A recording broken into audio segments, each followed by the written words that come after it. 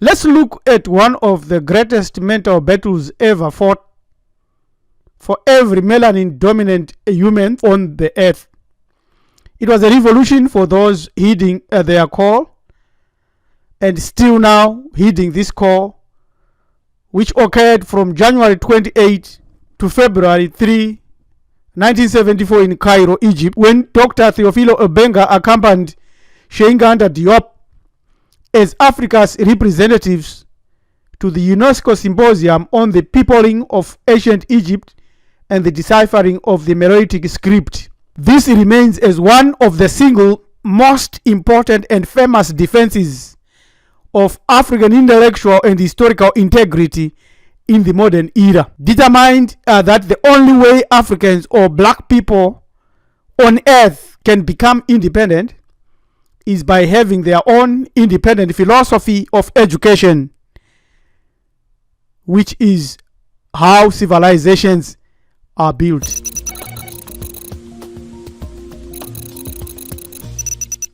This speech is by L.M. Dumizulu of Committee Hebrew Ethics Marifa Dohem. Why are the first scripts revealed ignored? The Sphinx is at least 11,000 years old. If you ask a geologist, that's what they say. It has extensive water erosion, not wind or sand erosion. This means it has been subjected and submerged in water. But Egyptologists will tell you that the Sphinx was built 2,500 years BCE. Therefore, because of that, we know that Egyptology is 95% fabrication, and it comes second only to religious teachings with regards to contradicting and ignoring actual science. But as revealed, we know that the Sphinx is almost 1 million plus years old. Number 2, we look here and know that this is Mambo Ramasase Wepiri, so-called and renamed Ramses II, and his identity is a Nubian, 19th dynasty, 1240 BCE. You can find this image in the State Museum of Egyptian Art, Munich in Germany. And you look at this one, Egyptological pathetic lying in open waters. And a lot of our brothers from the north insist that Europeans built the civilization in ancient Egypt. That's a lie. And you don't need to waste time arguing with anybody who thinks that Egyptians from 525 going back to infinity were Europeans. That's a lie. Never ever that has ever happened. They started to come in after the Persian invasion 525 BCE. There are more pyramids in Central and East Africa than what you find today in Egypt. In Egypt, they are the largest pyramids, yes, most symbolic and powerfully positioned at the center of the earth, yes, but there are more pyramids as you come southwards towards the Great Lakes for specific reasons. Other than the massive architecture, our ancestors invented writing known as hieroglyphics. You can see that. But now they want to tell you that cuneiform or somewhere in India they invented. That's a lie. The first symbolic language gave birth to many others is hieroglyphics. Hieroglyphics is actually the only script on earth that has divine origin, and it's called Holy Script or Medu Neter. But what has been ignored, the scripts by our ancestors are so many. Today, that's our topic. We want to show some of them. Prior to showing them, would like to point out that letters and numbers were invented by our ancestors many years ago in Southern Africa.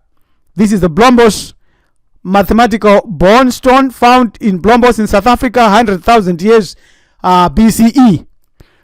Writing and numbers, hence philosophy and mathematics, did not begin even 600 years ago. as the white Arabs want to tell us, and as the Europeans want to tell us, it began almost 140,000 years ago.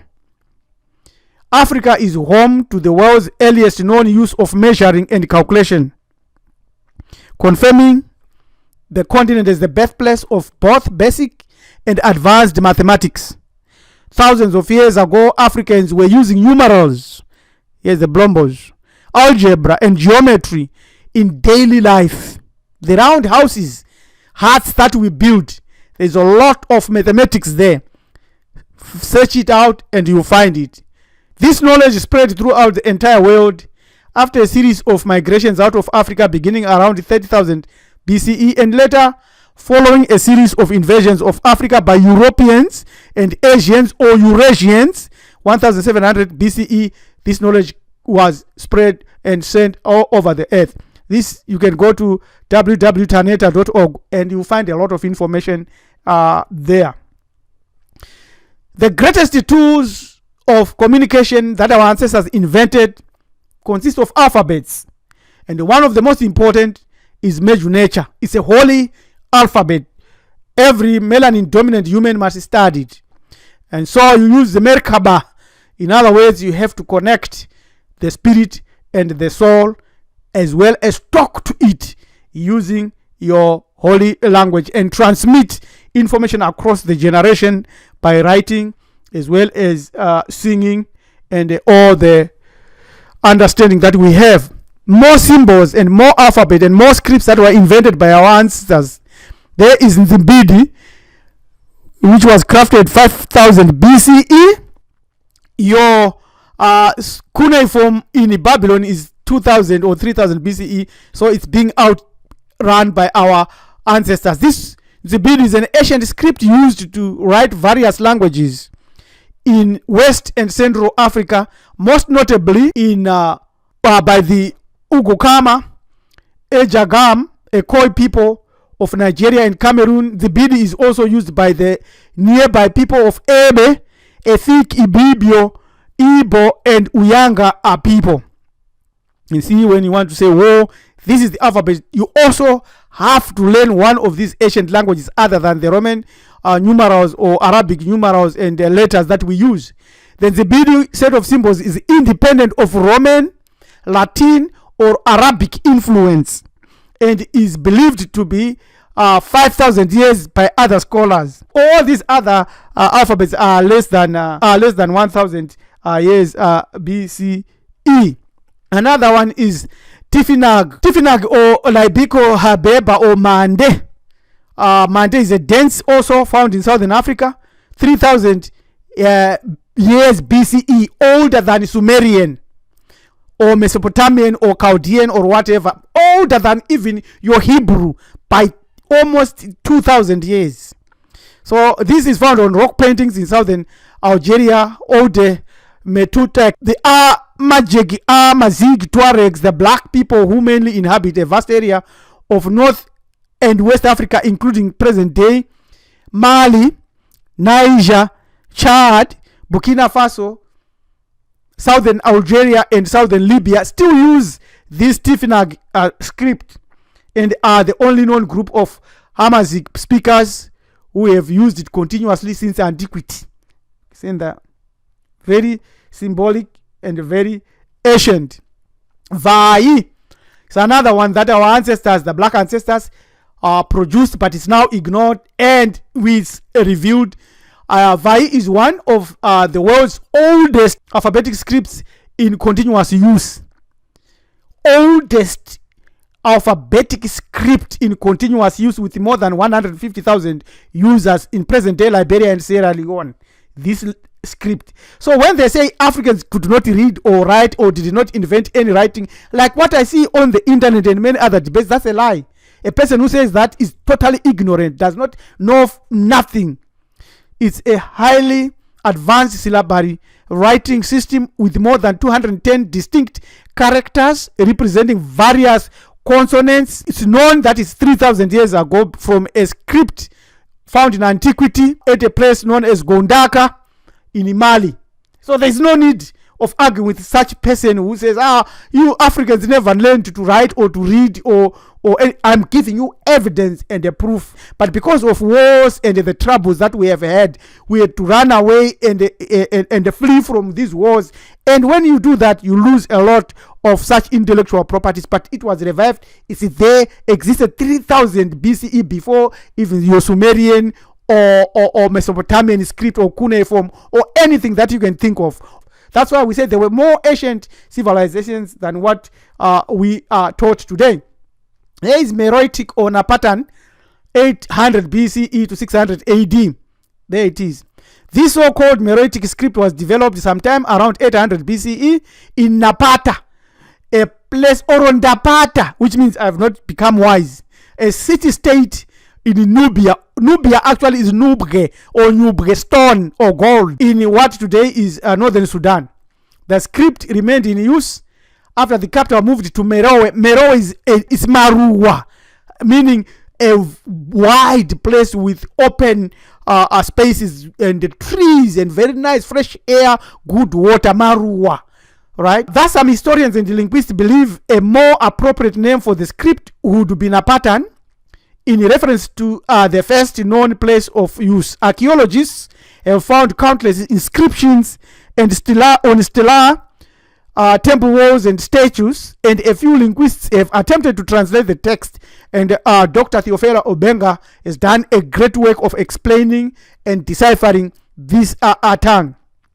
Get his books from Amazon, go to his website, listen to him on YouTube. It's debated whether the Namatan script has been deciphered, but the current consensus is that the script is a wholly African language with close similarities to modern languages of Taman spoken in Darfur and Chad, or Nima in northern Sudan, and Nubia, southern Hemet. So these are the scripts that our ancestors discovered. There is another one, Ge'ez or Ethiopic, 800 BCE. It's still being used today as we speak. The Ge'ez script is an advanced syllabary script, consists of 231 characters used for writing in several Ethiopian languages. It was not developed by Europeans, it was not developed by Christians or Muslims, it was developed by Bantus. It is unquestionably one of the oldest writing systems in continuous use anywhere in the world. So there it is. So don't listen to anybody who says Africans could not read or write. We were able to read and write before Europeans knew which is their left hand or their right hand. It's clear. There it is. You can't debate or refuse to accept this unless you are biased. Although the original Ge'ez language is only spoken in Ethiopia and Eritrea, Orthodox Tahuedo churches and the Beta Israel churches, the Ge'ez language is mainly used by speakers of Amharic, Tigrinya, and Tigray, and many others. The oldest known evidence of Ge'ez writing can be found on the Haulut Stela, which dates back to pre-Aksumite era, roughly 800 BCE. It's so clear. So this spread, went all over in India, and was used in Sanskrit and many other scripts there in India. And now people come back and want to tell us stories. There is old Nubian. Is old Nubian. 800 AD to 1500 AD. The so-called old Nubian script is a descendant of both ancient Napatan and the Coptic, and old Nubian tongue is an ancestor of the modern-day Nubian language such as Nubian, Mahashi, Fadija, and Dongolawi. Dongolawi is Dongorawa, right? It means you have lost your home. That's what it means. You come to Southern Africa, to Zimbabwe, we speak of home, we say Dongo, where you have left and moved on. So they were pinpointing to some civilization or some home they had left, whether it's Great Lakes when they moved north or from north to south. So there are so many and many rich languages, scripts that are all over Africa, across the whole earth, including pictorial found in caves written by our ancestors. That's our language. That's us. That's what they're ignoring, and that's what they don't want you and anyone else to know. That's why they say Africans were not civilized. I'm giving proof, clear proof that we have been civilized. Actually, we are dumb now when we have doctors and professors. Before that, we had natural scientists, natural writers, and we had our own writing. So claim your power, your black power today. To be restored to our real powerful identity, we must practically relight our consciousness within, using knowledge of our true history, black power. That will add more firepower, which will reawake us from inside, and also reawake the deep desire to fight and the will to exist freely and happily. We are not able to do that today if we are conditioned by the perennial lies taught via the media, the television, the internet, books, churches, Islam, religions, and news and politics. And they teach us that we did not invent anything or create anything as a race, and that we don't have a history. It's all a lie. I've just proved that. A group of scholars today known as Egyptologists are part of a number of such think tanks, well-funded, that have pursued an agenda where they propel lies about Africa and ancient Egypt, and they separate the two. Yet Egypt is in Africa. There was no Middle East. There was no Asia at all. It was all Africa, right up to China. We have already shown this. And they tell you that ancient Egyptians are more closely related to Europeans than modern Egyptian scientists are claiming. Which ancient Egyptians? What a lie. Why do you lie? There is the history of African hairstyles. It is 3,000 years later, we still do the side locks. There's so many proofs. Therefore, when Dr. Cheikh Anta Diop and Theophile Obenga stood alone amongst these Egyptologists, they fought for us in 1974. I want to ask you, in all honesty, and they say, what have you done? What are you doing yourself? Are you fighting for us? Or you are on the side of the liars? Or you think you are neutral? When you are neutral, you are on the side of liars. You can't be neutral and be on our side. So choose you today what you want to do, whether you want to be a sellout or you want to save your own people. Using this email, join@marifado.com, you can link with us as we offer our Black existence teachings. Existence as a universal noun, the compound. On this, we offer a deep-end introductory package prepared only for Bantus and melanin-dominant humans to advance their personal awareness and daily consciousness about the true nature of the self-activated identity in Ubuntu consciousness worldwide. Rising to the real and the true self begins when we are definite about our identity, our totems, our story, our spirituality, and our Bantu and Afro salvation. Bantu Foundation will benefit learners mentally, spiritually, and economically. Our leaders have failed us. Some of our elites have chosen ego as a status of honor. But Marifa Development Organization embraces ancient philosophies to confront modern challenges.